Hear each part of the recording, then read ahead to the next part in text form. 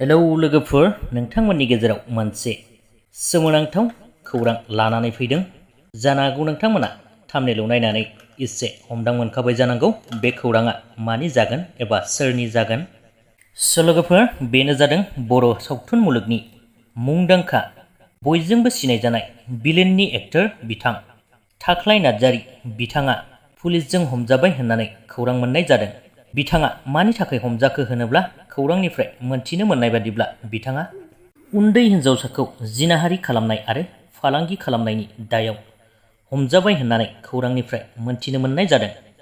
लोगोफोर, बर'नि सावथुन मुलुगाव सासेनि उनाव सासे मा जालांजोबखो?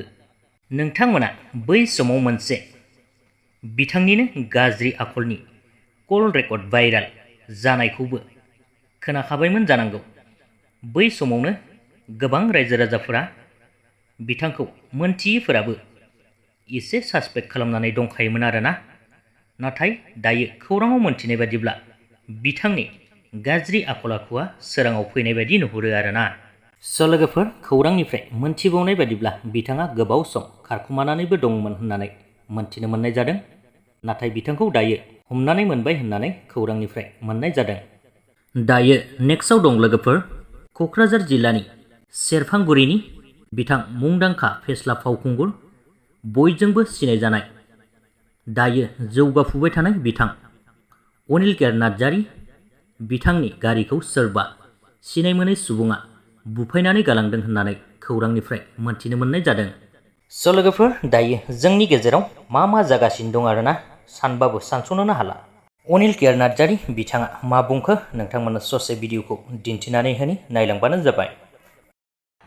गारिखौनो सोरबा मेगन गोसानै ग्लासखौ अन्थाइजों बुफायनानै गालांबाय,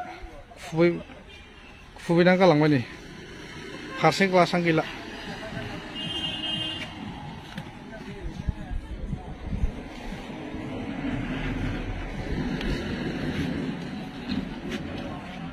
गैला, नै सोरबा अन्थाइजों खुबैना गालांबाय।